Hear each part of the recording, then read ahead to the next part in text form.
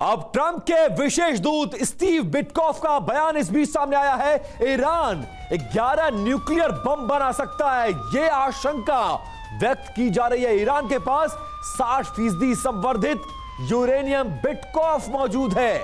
अब ये देखिए, ये डराने वाली खबर है। क्या ये युद्ध न्यूक्लियर युद्ध में कन्वर्ट हो जाएगी? सबसे बड़ा सवाल ये है।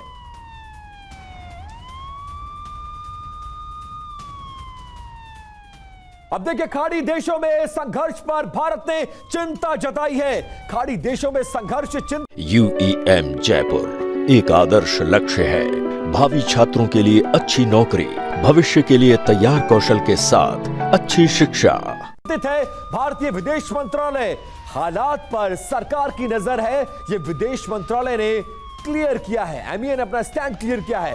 भारत अपने सभी सहयोगियों के संपर्क में है। भारत के विदेश मंत्रालय की तरफ से यह ऑफिशियल स्टेटमेंट कि हम अपने सभी सहयोगियों के खबर पे है, संपर्क में है और उनकी खबर हमारे पास है।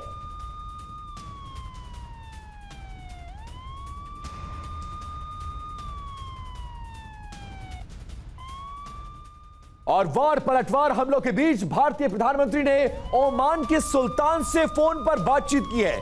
पीएम की कुवैत के क्राउन प्रिंस से बात हुई है, हालात की जानकारी ली है उन्होंने। क्या चल रहा है मिडिल ईस्ट में, इसको लेकर भारत की निगाह अपने तमाम दोस्त देशों की तरफ है। क्या हो रहा है? और इस बीच पीएम ने ओमान के सुल्तान से फोन पर बातचीत की।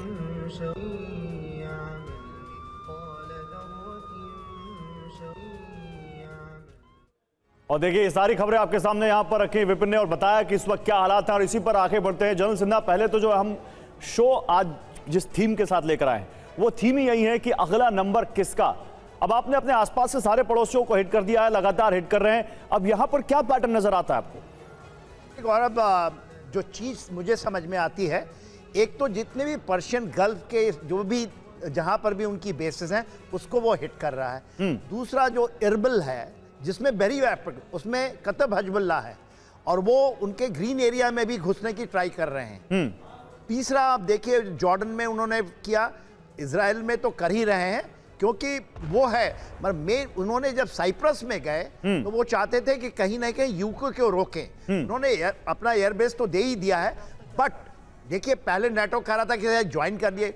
कल 2 दिन पहले खबर आई थी, फ्रांस भी कहा, जर्मनी भी कहा था और यूके कहा था कि हम ज्वाइन करेंगे। आज उन्होंने कहा कि नहीं, हम हट गए इससे।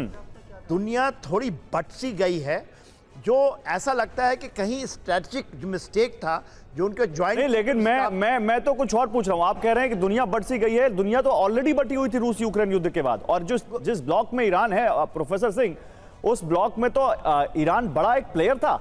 अगर उसको इस तरह से हिट किया है इजराइल और अमेरिका ने, क्या आपको लगता है कि वो ब्लॉक अब बहुत बुरी तरह से इस वक्त फंसा हुआ है कि करे क्या? अगर वो सीधे आते हैं तो फिर अमेरिका से सीधे एड ऑन लेना पड़ेगा, नहीं आते हैं तो जो उनके सहयोगी हैं उनका भरोसा उन पर टूटेगा।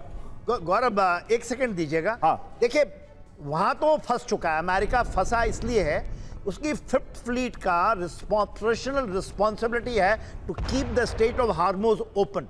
4 दिन से बंद है, 80% ट्रैफिक तो ठप हो चुकी है। यदि ये होता है तो it is going to be big failure. और उनको सबसे बड़ा डर ये है क्योंकि स्टेट ऑफ हार्मोज, यदि आप देखेंगे 36 किलोमीटर उसका इन एंड आउट रूट में, इसके बीच में उनकी जो भी नेवी थी। नहीं, लेकिन ट्रंप तो कह रहे हैं कि एक दिन की वॉर नहीं है। मैंने जो प्रोफेसर सिंह से पूछा था, क्या आपको लगता है जो एंटी ब्लॉक अमेरिका ब्लॉक है वो इस वॉर में फंस रहा है?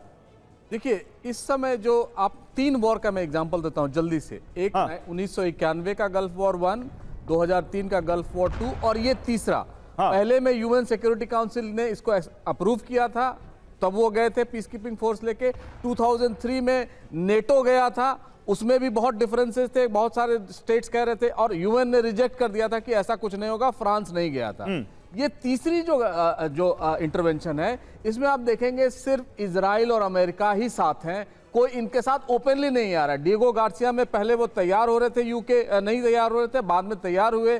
फ्रांस ने कहा कि उनके बेसिस पर अटैक हो रहा है, वो भी ज्वाइन करेंगे, लेकिन वो खुलकर सामने नहीं आएंगे, यानी प्रोटेक्शन देंगे, एयर डिफेंस देंगे यूएई में। और जर्मनी ने कहा है कि वो ओपन है इस चीज के लिए। लेकिन जर्मनी के पास जो ऑफेंसिव फोर्स है वो बहुत कम है, हम सब जानते हैं, उनके पास सप्लाई ज्यादा होती है। तो इस समय जो ग्रीनलैंड की घटना हुई है, वेनेजुएला की घटना हुई है, और जो रूस यूक्रेन युद्ध में जो अमेरिका पीछे हट गया है, इसके चलते यूरोप का जोश ठंडा पड़ गया है। अगर वो पीछे चले जाते हैं अमेरिका, कहीं हमें फिर फंसा के तो ये नहीं निकल जाएंगे, क्योंकि ये फॉरएवर वॉर्स लड़ने के लिए नहीं आए थे। इनके मागा सपोर्टर्स जो हैं, कांग्रेशनल अप्रूवल नहीं है, कहीं अमेरिका खुद पचड़े में न पड़ जाए। इजराइल को यहां सबसे ज्यादा एडवांटेज है, और इजराइल ने आप यूं कहें फंसा दिया है अमेरिका को यहां। और अमेरिका बार बार कहता है, हर जगह कहता है कि बूट्स ऑन ग्राउंड नहीं भेजेंगे, लेकिन यहां पर डोलमूल आवाज नहीं। कल तो ये तक खबर थी कि हो सकता है कि अमेरिका अपने बूट्स ऑन ग्राउंड ईरान में भेज दे। अगर ऐसा होता है तब तो ये बहुत बड़ी बात हो जाएगी।